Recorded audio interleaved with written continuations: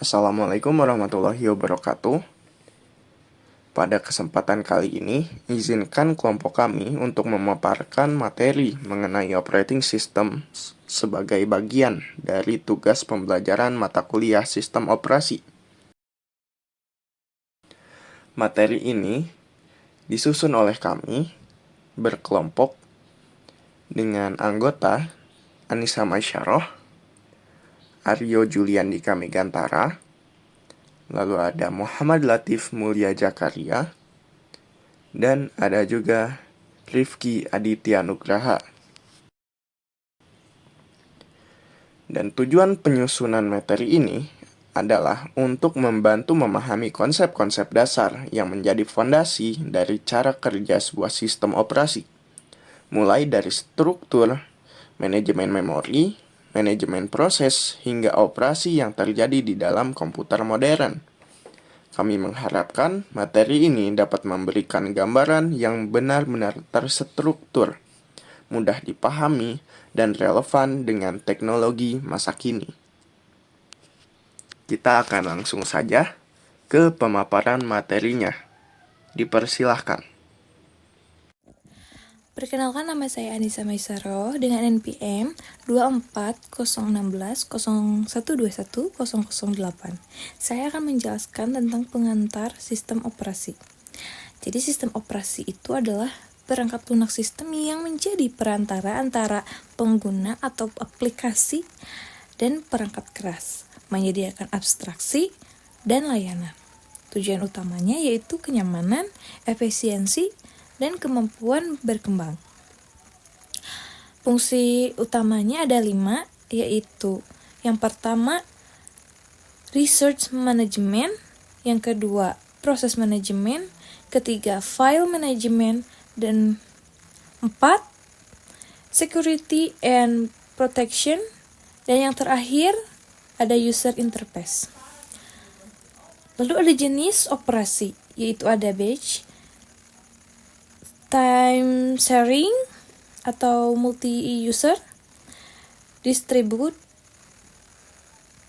ada juga real time, dan yang terakhir embedded. Lalu ada juga analisis dan implementasi. Jadi sistem operasi ini atau operasi modern mengintegrasikan banyak konsepsi seperti multitasking, visual memory, keamanan visual. Ada juga desain sistem operasi tergantung dengan domain, seperti desktop, server, embedded. Lalu saya juga akan menjelaskan materi tentang computer system organization. Di sini ada komponen utama. Komponen utamanya itu ada CPU, yaitu control unit plus ALU atau register. Yang kedua ada device controller, yaitu mengontrol perangkat input-output, menyediakan buffer dan interrupt lines. Dan yang ketiga ada main memory, yaitu RAM untuk instruksi dan data aktif. Yang terakhir ada system bus, yaitu data, address, dan control lines. Di sini juga ada interrupt, yaitu ada definisinya, yaitu sinyal dari hardware atau software untuk memberitahu CPU agar berhenti sementara dan mengeksekusi handler. Kedua ada jenis, yaitu hardware interrupt atau input output. Lalu ada software interrupts seperti system call dan exception. Dan yang terakhir ada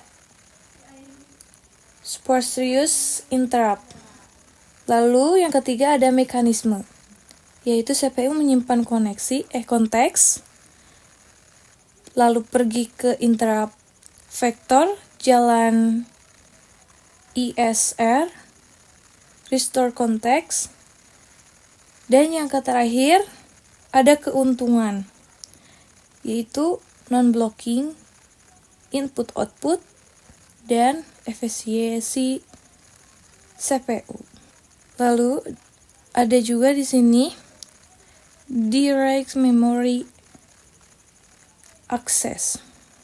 Ada 3, yaitu yang pertama fungsi untuk data antara input-output dan memori tanpa peran CPU untuk setiap kata. Yang kedua ada mode, yaitu burst mode dan cycle styling. Yang terakhir ada manfaat, yaitu untuk mengurangi overhead CPU dan meningkatkan throughput input-output. Dan di sini juga ada storage atau caching. Ada 3 juga.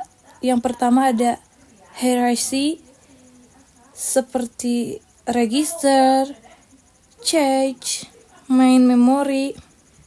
Lalu di secondary, lalu tertiary, dan yang kedua ada change, yaitu prinsip locality. Yang terakhir ada algoritma, yaitu LRU, LFU, yaitu di sistem operasi level untuk page change. Analisisnya yaitu sistem operasi menyembunyikan kerumitan hardware, lalu menyediakan abstraksi yang stabil atau file proses. Interrupt dan DMA adalah kunci untuk multitasking dan efisien input-output. Sekian dari saya, terima kasih. Saya Rifki Aditya Nugraha dengan NPM 2401601211006. Di sini saya akan mempresentasikan materi mengenai Computer System Architecture serta Operation System Structure yang meliputi multiprogramming, multitasking, dan layanan yang disediakan sistem operasi. Mari kita mulai dari pembahasan pertama, yaitu arsitektur sistem komputer. Apa sih sebenarnya arsitektur sistem komputer itu? Nah, arsitektur sistem komputer adalah cara sistem komputer dibangun berdasarkan jumlah prosesor yang digunakan untuk mengeksekusi instruksi. Dengan memahami arsitektur ini, kita dapat mengetahui bagaimana komputer memproses pekerjaan, membagi beban kerja, dan bagaimana performanya meningkat melalui penggunaan lebih dari satu prosesor. Lanjut kita ke tipe sistem komputer. Yang pertama ada single processor system. Pada sistem ini hanya terdapat satu CPU utama yang bertugas menjalankan seluruh instruksi general purpose. Selain CPU utama, biasanya terdapat prosesor khusus seperti GPU atau controller device. Namun, prosesor tambahan tersebut tidak menjalankan instruksi umum. Sistem ini paling banyak digunakan pada komputer personal atau perangkat standar yang tidak melakukan pemrosesan paralel yang kompleks. Kedua ada multiprocessor system. Nah, pada multiprocessor system yang memiliki multiprocessor system yang memiliki 2 atau lebih CPU dalam satu sistem komputer. Sistem ini juga disebut sebagai parallel system atau tightly coupled system karena prosesornya terhubung sangat dekat, berbagi memori, bus, dan perangkat input atau output. Ada 3 keuntungan utama dari multiprocessor system. Yang pertama ada increased throughput atau beberapa CPU dapat bekerja secara bersamaan. Kedua ada economy of scale, lebih efisien dibanding membeli banyak komputer secara terpisah. increase reliability. Sistem tetap berjalan meski satu CPU mengalami kegagalan. Karena keunggulan tersebut, multiprosesor banyak digunakan pada server dan sistem komputasi besar. Nah, multiprosesor sendiri terbagi menjadi dua jenis yaitu Cinematic Multiprocessing atau SMP. Nah, pada SMP semua CPU memiliki hak yang sama, artinya setiap CPU dapat menjalankan proses secara mandiri. Hal ini membagi beban kerja menjadi lebih adil dan efisien. Kedua, ada Asymmetric Multiprocessing atau AMP. Berbeda dengan SMP, pada AMP terdapat satu CPU yang berfungsi sebagai master dan CPU lainnya sebagai slave, atau CPU master bertugas mengatur alur kerja dan mendistribusikan tugas ke CPU slave. Model AMP umum digunakan pada sistem yang membutuhkan kontrol terpusat. Terus ada yang namanya ketiga, ada yang namanya clustered system. Nah, clustered system adalah beberapa dari multiprosesor yang menggunakan CPU dalam satu mesin. Clustered system menggabungkan beberapa komputer atau host untuk bekerja sebagai satu kesatuan. Tujuan utama cluster adalah memastikan sistem tetap berjalan meskipun salah satu sistem mengalami gangguan. Cluster dapat diatur secara asimetrik, di mana satu mesin berada dalam mode standby siap mengambil alih jika mesin utama gagal. Kedua, ada simetrik, di mana semua mesin aktif bekerja bersama dan saling memantau. Cluster banyak digunakan pada sistem yang membutuhkan keandalan tinggi seperti server bank, sistem cloud, dan data center. Lalu ada parallel system. Parallel system dirancang untuk menjalankan banyak instruksi secara bersamaan. Biasanya digunakan dalam bidang AI, data processing, atau scientific computing. Prosesor dapat berbagi memori atau share memori atau bekerja secara terpisah dengan komunikasinya melalui jaringan atau distribusi memori. Selanjutnya ada multiprogramming dan multitasking. Pada multiprogramming, masalah utama pada sistem tradisional adalah CPU sering mengganggu saat proses sedang melakukan operasi input-output. Untuk itu, multiprogramming memungkinkan beberapa job disimpan di memori secara bersamaan. Dengan begitu, ketika satu job sedang menunggu input atau output, CPU dapat mengerjakan job lain. Hal ini memastikan CPU selalu produktif. Namun, perlu diperhatikan bahwa multiprogramming murni tidak menyediakan interaksi langsung dengan pengguna. Kedua, ada multitasking. Nah, multitasking ini banyak pengguna dapat berinteraksi dengan komputer secara langsung dan bersamaan. CPU membagi waktu secara berkala dalam unit kecil yang disebut time slice. Perpindahan proses terjadi sangat cepat sehingga pengguna merasa seolah-olah memiliki komputer sendiri. Time sharing adalah dasar dari sistem operasi modern seperti Windows dan Linux yang kita gunakan saat ini. Kenapa sih kita perlunya adanya CPU scheduling? Nah, pada CPU scheduling memiliki mekanisme di mana sistem operasi menentukan proses mana yang akan dijalankan oleh CPU pada waktu tertentu. Hal ini sangat penting karena dalam satu waktu sistem dapat memiliki puluhan bahkan ratusan proses aktif. Sementara itu, CPU hanya dapat mengeksekusi satu proses pada satu inti dalam satu waktu. Tanpa penjadwalan yang baik, CPU bisa menganggur saat proses lain menunggu input atau output, atau proses tertentu bisa memonopoli CPU terlalu lama. Dengan adanya scheduling, sistem operasi dapat memastikan penggunaan CPU, mempercepat waktu respon, mengurangi waktu tunggu proses, serta meningkatkan efisien keseluruhan sistem. Jadi, mulai dari single prosesor, multiprosesor, paralel, hingga distributed system, semuanya merupakan evolusi arsitektur komputer yang untuk mencapai performa yang lebih tinggi dan efisiensi yang lebih baik. Selanjutnya, mari kita masuk ke pembahasan tentang operasi sistem struktur. Pada materi Operating System Struktur atau struktur sistem operasi, materi ini penting karena struktur OS menentukan bagaimana sebuah komputer mengatur proses, memori, perangkat input dan output hingga keamanan. Mari kita mulai pembahasannya.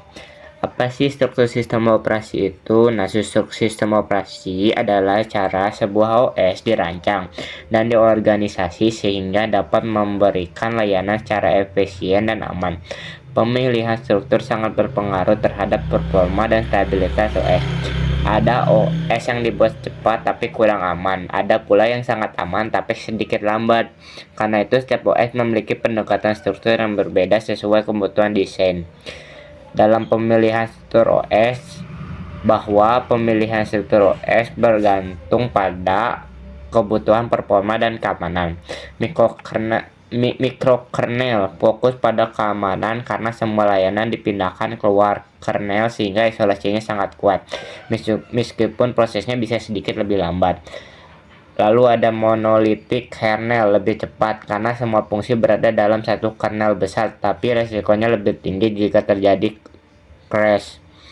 Sedangkan modular design yang banyak digunakan OS modern seperti Linux memberikan kombinasi fleksibilitas, keamanan, dan performa yang lebih baik.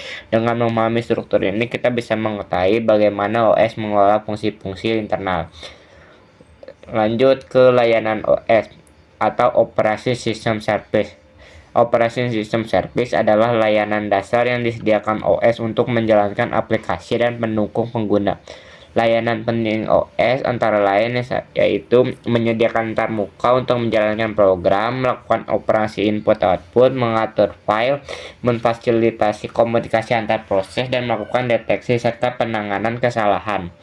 Tanpa layanan ini, aplikasi tidak berjalan dengan baik karena semua aplikasi memerlukan bantuan OS untuk mengakses hardware maupun memori sistem. Lalu ada system call. System call adalah mekanisme yang menunjukkan program aplikasi meminta layanan kepada operasi sistem. Program tidak dapat langsung berinteraksi dengan hardware untuk alasan keamanan, maka seluruh akses harus melewati system call. Contoh system call yang paling umum yaitu read untuk membaca data, write untuk menulis data, fork untuk membuat proses baru, open dan close untuk membuka dan menutup file. System call menjadi jembatan penting antara user space dan kernel space. Lalu ada sistem program. Selain sistem call, sistem operasi juga menyediakan sistem program. Sistem program adalah program yang pendukung yang mempermudah penggunaan komputer. Contohnya meliputi compiler, loader, editor, command interpreter, atau shell. Program-program ini memberikan fasilitas yang lebih mudah dirancang, harus membagi sistem call secara langsung. Dengan bantuan sistem program, pengguna maupun developer dapat bekerja lebih cepat dan efisien. Lalu virtual machine. Virtual machine adalah salah satu konsep penting dalam OS modern. Virtual machine menyediakan lingkungan yang seolah-olah setiap pengguna memiliki komputer sendiri, padahal mereka berbagi satu perangkat fisik. Virtual machine memungkinkan menjalankan beberapa OS sekaligus, melakukan pengujian software, meningkatkan keamanan karena setiap VM terisolasi, serta efisiensi penggunaan hardware. Contohnya seperti VMware, VirtualBox, atau Hyper-V. Lalu struktur OS Lalu kita masuk ke jenis struktur OS. Ada beberapa jenis struktur OS yang umum digunakan, yaitu monolithic system, layered system, microkernel, modular kernel. Masing-masing struktur memiliki cara kerja serta kelebihan dan kekurangannya tersendiri. Monolithic system. Pada monolithic system, semua fungsi OS digabung dalam satu kernel besar. Semua layanan seperti manajemen memori, driver perangkat, sistem file, hingga manajemen proses pada area kernel. Keuntungannya sangat cepat karena komunikasi antar fungsi dilakukan langsung. Kekurangannya jika satu bagian mengalami kesalahan, seluruh sistem bisa terdampak.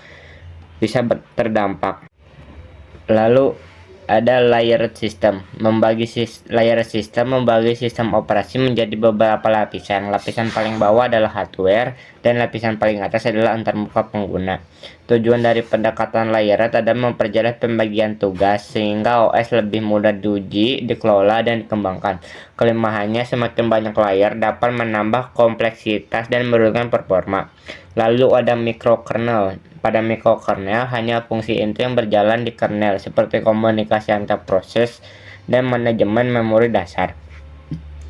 Layanan lainnya seperti file system, driver perangkat, dan jaringan dipindahkan ke user mode.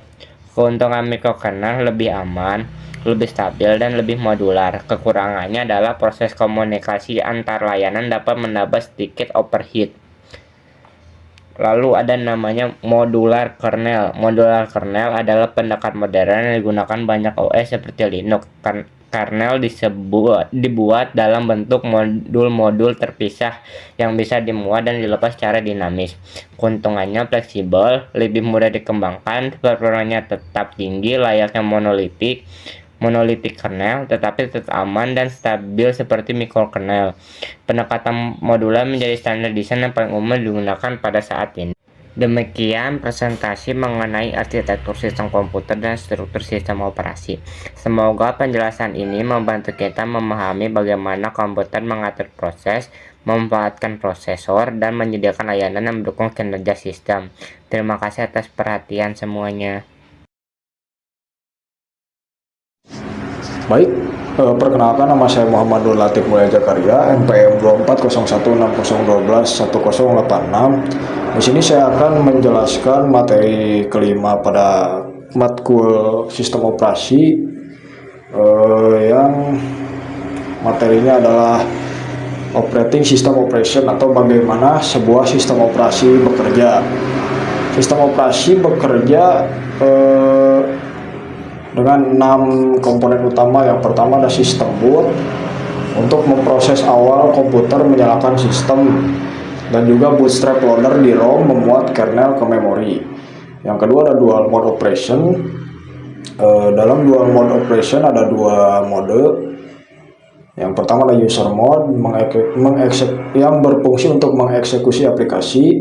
Yang kedua ada kernel mode untuk mengeksekusi fungsi sistem. Bisa juga akses penuh ke semua hardware. Tujuannya yaitu untuk proteksi sistem dari kelalaian aplikasi. Yang ketiga ada resource management. OS mengalokasikan dan mencabut sumber daya sesuai kebutuhan proses.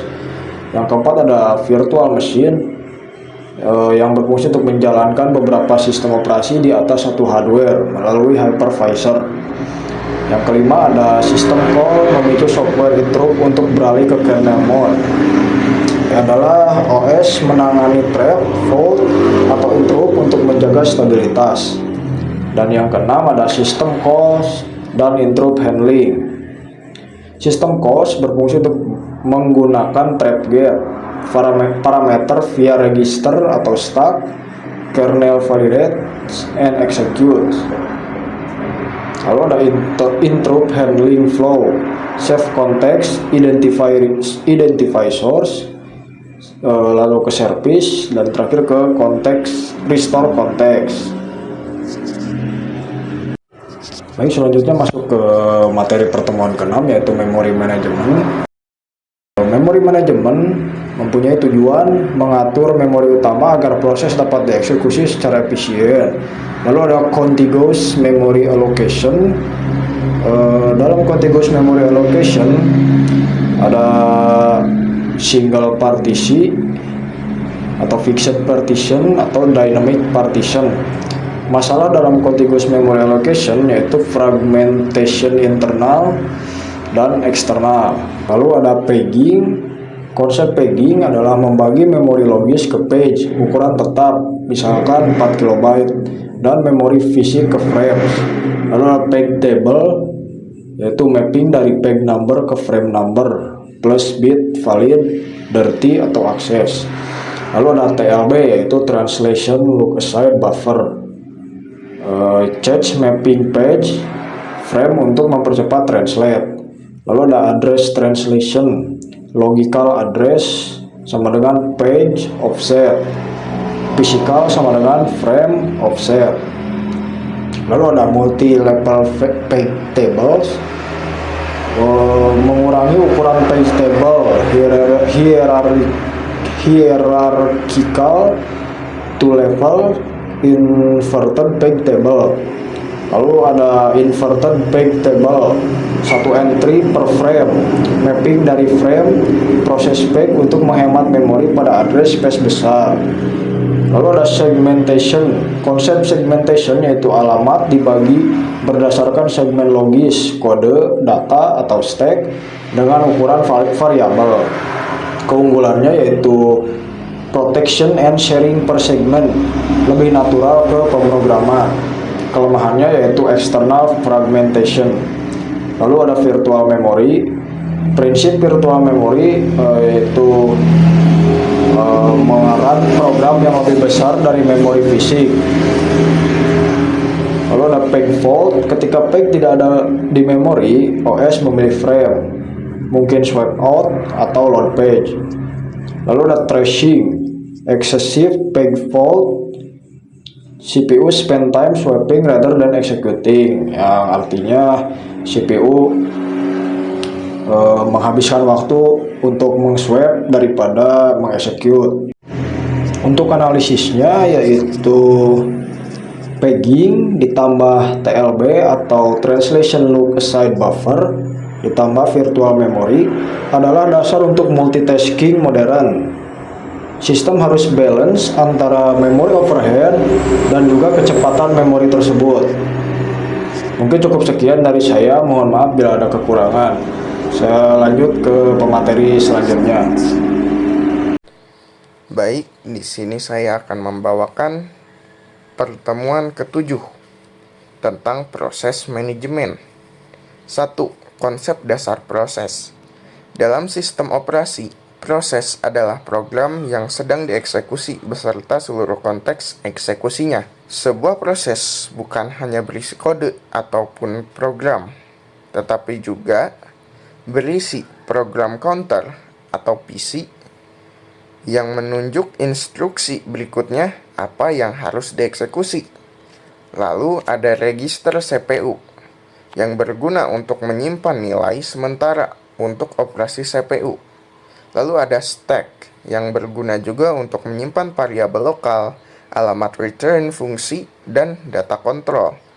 Lalu selanjutnya ada data section yang berisi variabel global dan data yang sudah dialokasikan saat program dimulai. Lalu ada heap atau area memori untuk alokasi dinamis, atau dalam contohnya itu adalah malloc, new, dan lain-lain. Jadi intinya, proses itu sama dengan program yang ditambah status eksekusi, lalu ditambah data, dan ditambah alokasi memori. Yang kedua, kita masuk ke siklus hidup proses atau proses state. Proses tidak hanya berjalan atau tidak berjalan, melainkan melalui beberapa tahapan. Seperti nomor 1, new, yaitu adalah proses yang sedang dibuat oleh OS. Lalu yang kedua, ada ready, proses yang menunggu giliran untuk dijalankan oleh CPU. Lalu selanjutnya ketiga, ada running, yaitu adalah instruksi sedang dieksekusi, yang sedang dieksekusi oleh CPU. Lalu selanjutnya ada waiting atau block, proses menunggu suatu event, misalkan input keyboard atau akses disk. Lalu selanjutnya ada terminated, yaitu adalah proses yang sudah selesai dieksekusi atau yang dihentikan secara paksa. OS memakai antrian atau ready queue atau waiting queue untuk bisa menyimpan proses sesuai statusnya. Lalu kita lanjut ke nomor 3, yaitu adalah proses kontrol atau block atau PCB. PCB adalah data structure penting yang digunakan OS untuk menyimpan seluruh informasi proses. Isi PCB itu meliputi dari PID atau proses ID, lalu ada register CPU, lalu ada program counter, selanjutnya ada informasi penjadwalan, lalu ada juga informasi manajemen memori, lalu selanjutnya ada informasi I/O, yang sedang digunakan, lalu ada juga informasi akuntansi. Dan ketika terjadi konteks switching, OS menyimpan konteks proses ke dalam PCB proses tersebut. Analogi sederhananya kayak gini. PCB itu sama dengan kartu identitas ditambah catatan yang lengkap, yang memungkinkan OS menghentikan sementara dan menjalankan proses kapan saja. Lalu kita lanjut ke nomor 4, yaitu adalah konteks switching. Konteks switching terjadi ketika CPU berpindah dari satu proses ke proses lain. Tahapannya meliputi 1. Menyimpan konteks proses yang sedang berjalan ke PCB. Lalu kedua, mengambil konteks proses lain dari PCB. Lalu ketiga, memuat kembali register CPU, PC, dan lain-lain. Lalu nomor 4, ada melanjutkan eksekusi proses selanjutnya. Inilah mekanisme yang memungkinkan multitasking walaupun hanya ada one CPU. Dan sebagai catatan, konteks switching memiliki overhead, sehingga OS harus memilih algoritma scheduling yang tepat. Lalu nomor 5, kita lanjut ke nomor 5, ada CPU scheduling. Tugas penting OS yaitu adalah menentukan proses mana yang mendapat giliran CPU. Tujuannya itu untuk memaksimalkan penggunaan CPU, lalu mengurangi waktu tunggu proses, lalu meningkatkan throughput, lalu selanjutnya ada mendukung fairness atau keadilan. Lalu kita lanjut ke algoritma CPU scheduling utama, yaitu nomor 1 ada FCFS atau First Come First Serve, yaitu proses yang dieksekusi sesuai urutan kedatangannya, sehingga dapat keluar pertama juga. Dan juga proses ini sederhana, tapi bisa menyebabkan convoy effect, yaitu proses cepat menunggu proses yang lambat. Lalu ada SJF atau Shortest Job First, yang di dalamnya nanti akan berisi proses dengan waktu eksekusi yang paling singkat, itu nanti akan diprioritaskan dan bisa dibilang optimal untuk meminimalkan average waiting time atau waktu tunggu yang lama. Lalu selanjutnya itu ada kelemahannya, diantaranya itu adalah butuh perkiraan waktu proses dan tidak selalu akurat. Kita lanjut ke nomor 3, itu adalah priority scheduling. Setiap proses memiliki prioritasnya. Lalu proses dengan prioritas tertinggi akan dieksekusi lebih dulu. Dan masalah umum yang sering terjadinya itu adalah starvation atau proses prioritas rendah tidak berjalan sama sekali. Lalu ada solusinya, yaitu adalah egging atau peningkatan prioritas seiring waktu menunggu. Lalu kita lanjut ke nomor 4, ada round robin atau RR, yang dimana ini cocok untuk sistem sharing, time sharing ya. Lalu selanjutnya ada juga si round robin ini membuat setiap proses mendapat time quantum, misalkan 10 ms. Lalu setelah quantum habis, proses dipindahkan ke antrian ready. Ini adil dan efektif dan juga interaktif. Tapi performa tergantung pemilihan kuantumnya sendiri. Hubungannya dengan user experience diantaranya itu adalah RR itu membuat sistem terasa responsif pada pengguna. Misalkan ketika multitasking. Baik, kalau gitu kita lanjut ke nomor 6 tentang thread atau benang eksekusi. Thread adalah unit eksekusi yang lebih kecil dari proses. Di dalam sebuah proses, biasanya terdapat beberapa thread yang misalkan berbagi alamat memori, lalu berbagi file, berbagi data, dan sumber daya proses. Lalu berjalan juga secara paralel atau pseudo-paralel. Keuntungan dari thread itu adalah lebih cepat dibuat dan diluncurkan daripada proses yang lainnya. Lalu lebih cepat konteks switchingnya. Lalu ada juga cocok untuk aplikasi paralel, misalkan server, game, atau browser. Lalu jenis-jenis thread itu ada dua, yaitu adalah user level thread yang dikelola di level library, cepat namun kurang didukung oleh OS.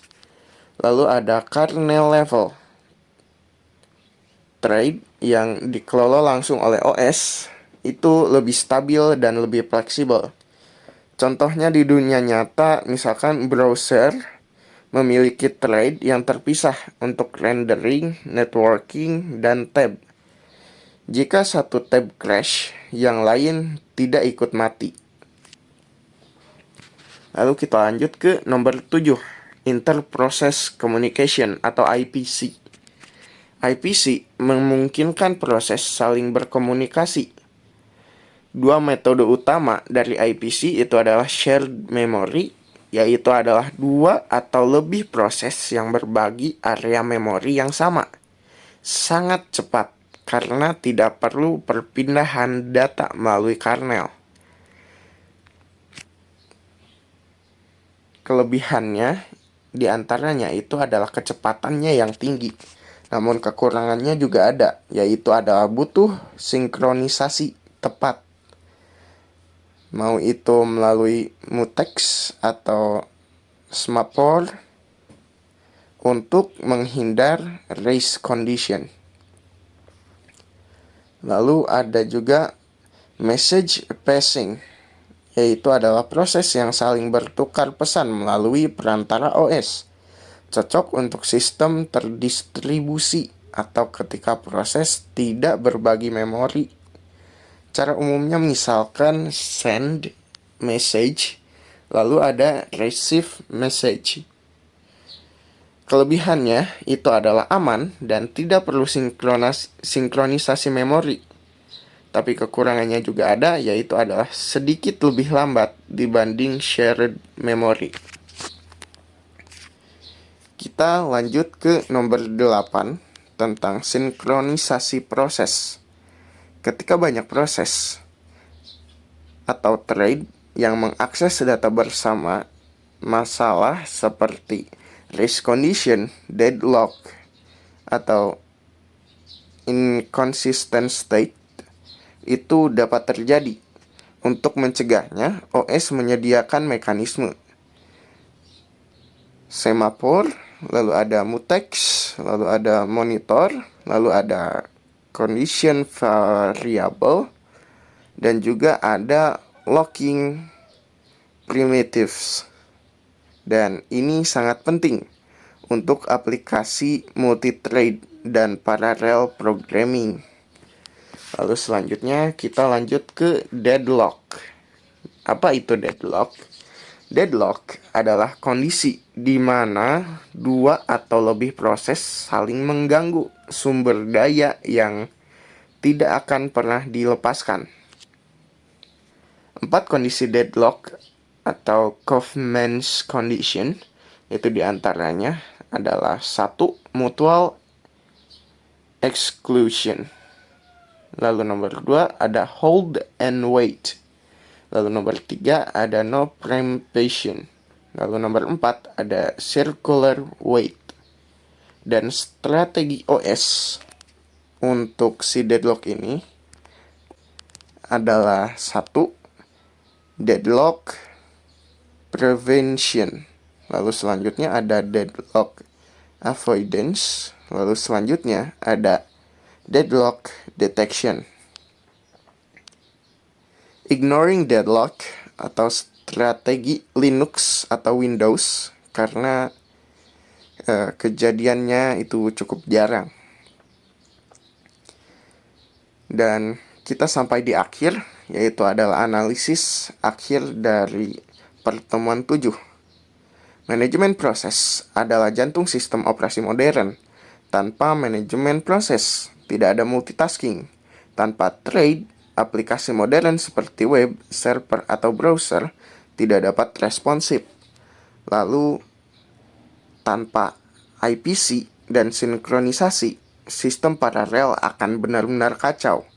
Dan tanpa CPU scheduling yang baik, user experience akan benar-benar buruk. OS harus menyeimbangkan 1. Performa, 2. Responsivitas, lalu ada 3. Keamanan, dan keempat ada efisiensi penggunaan sumber daya.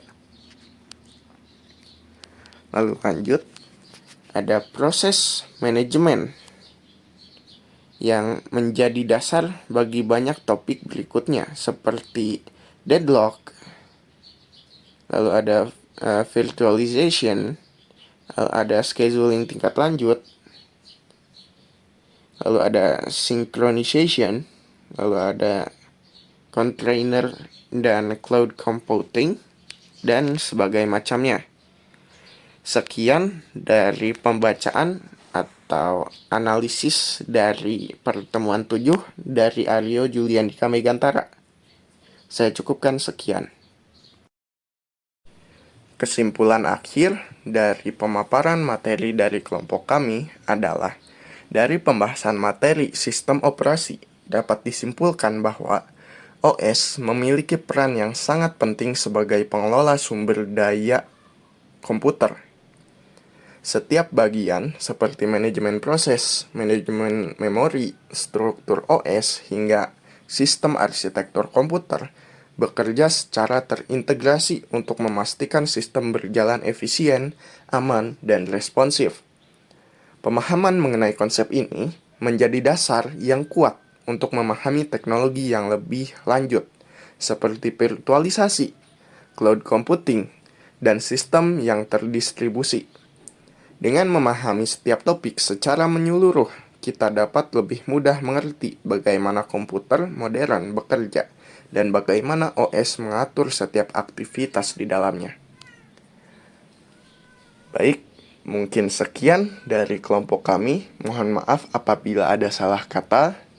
Saya ucapkan terima kasih dan wassalamualaikum warahmatullahi wabarakatuh.